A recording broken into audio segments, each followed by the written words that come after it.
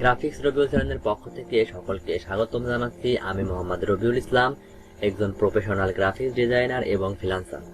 আমি সচরাচর graphics design related এবং কম্পিউটার টিপস অ্যান্ড ট্রিক্স এই ধরনের সকল ভিডিও তৈরি করে থাকি। তার আগে বলে নিচ্ছি, আপনি যদি আমার চ্যানেলে নতুন হয়ে থাকেন, চ্যানেলটি সাবস্ক্রাইব করে পাশে থাকা বেল আইকনটি বাজিয়ে রাখুন।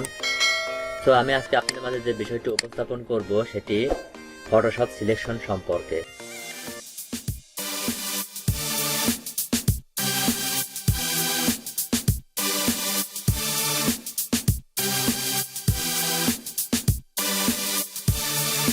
গ্রাফিক্স রবিউল। তো চলুন শুরু করা যাক। তো আমি ফটোশপের মধ্যে চলে যাচ্ছি এবং এখান থেকে একটি ডকুমেন্ট ওপেন করছি। তো আমি এই ডকুমেন্ট ওপেন করলাম। তো এখানে দেখতে পাচ্ছেন প্রথমে মুভ টুল, তার নিচে দেখতে পাচ্ছেন এখানে রেক্টেঙ্গুলার মার্কিউ টুল। মাউস এখানে চেপে ধরলে দেখতে পারবেন রেক্টেঙ্গুলার মার্কিউ টুল, ইলেকট্রিক্যাল মার্কিউ টুল, সিঙ্গেল র মার্কিউ টুল এবং সিঙ্গেল কলাম মার্কিউ টুল।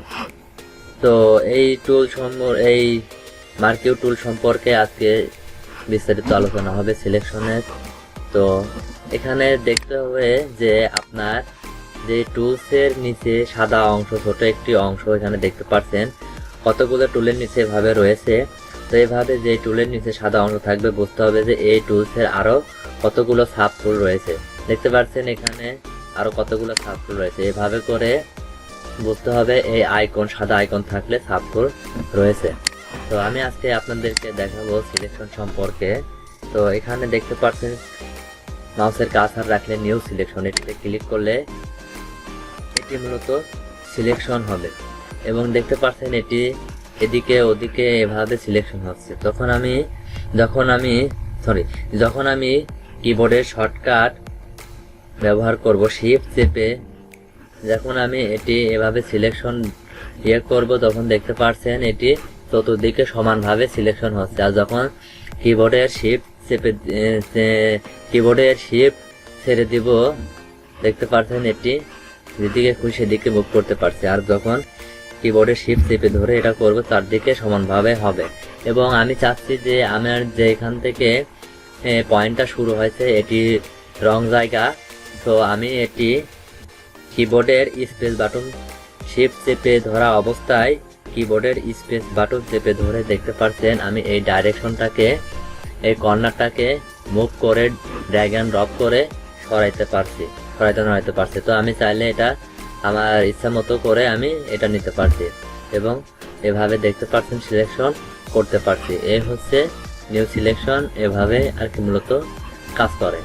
তো আমি এখানে শিফট চেপে স্পেস চেপে ডাইরেক্টটা সঠিক জায়গায় নিয়ে আসলাম এবং দেখতে পাচ্ছেন পরবর্তীতে এখানে মাউসের কার্সার রাখলে দেখতে পাচ্ছেন অ্যাড টু সিলেকশন। এটি মূলত আমার যে অংশটুকু সিলেকশন আছে, দেখতে পাচ্ছেন অ্যাড টু সিলেকশন করার পরে মাউসের কার্সার সাইডটি পরিবর্তন হয়েছে। এখানে দেখতে পাচ্ছেন একটি প্লাস চিহ্ন যোগ হয়েছে।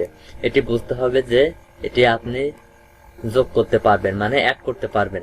এখন আপনি যে অংশটিতে এভাবে করে সিলেকশন করবেন, আপনি ততটুকু অংশ অ্যাড হবে। দেখতে পাচ্ছেন এভাবে করে অ্যাড হচ্ছে। এই সেম কাজটি আপনি এখান থেকে না করে কিবোর্ডের শর্টকাট শিফট চেপে ধরলেও এটি করতে পারেন। দেখতে পাচ্ছেন আমি এখানে নিউ সিলেকশনে এটি রাখলাম মাউসের কার্সারটি।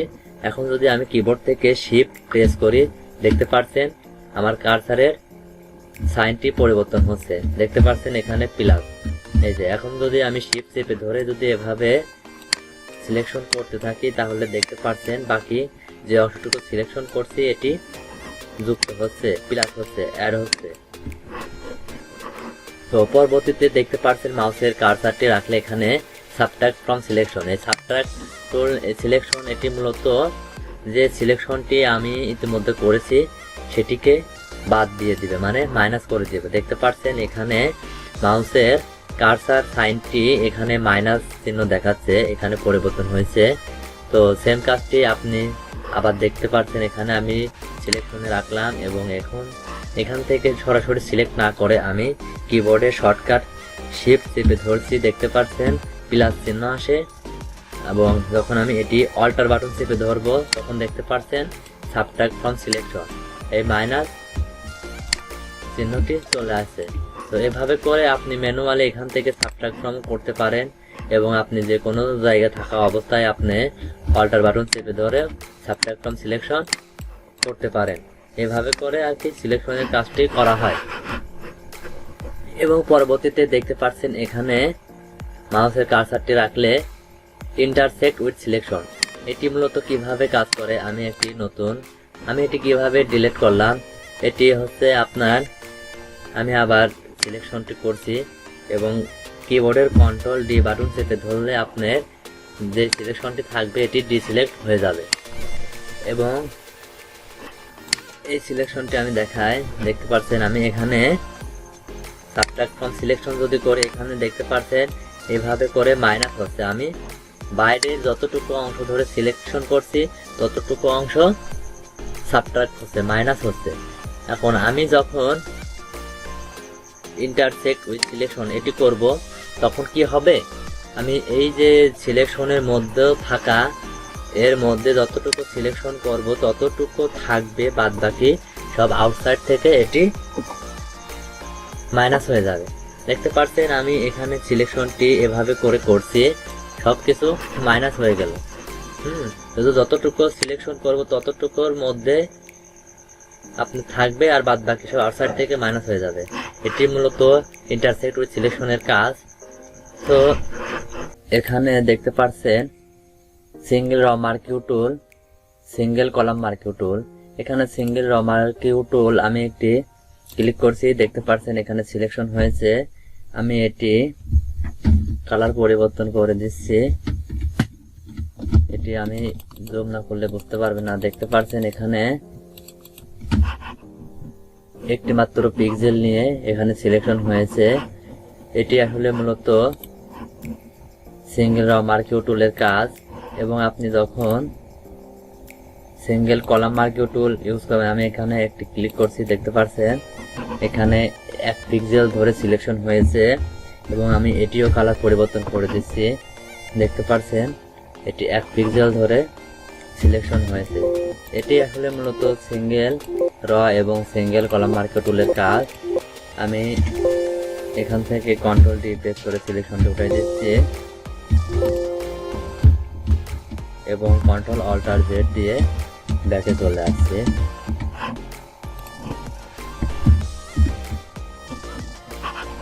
সিলেকশনের কাজ মোটামুটি আজকের আলোচনা ছিল এতটুকু, এবং আমরা পরবর্তীতে যখন আরো অ্যাডভান্স লেভেলের ডিজাইনগুলো করব তখন সিলেকশনের আরো অ্যাডভান্স বিষয়গুলা আমরা সুন্দরভাবে কাজ করতে করতে শিখব।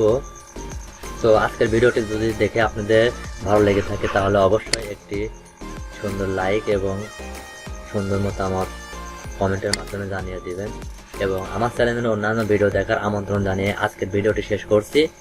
ধন্যবাদ সকলকে।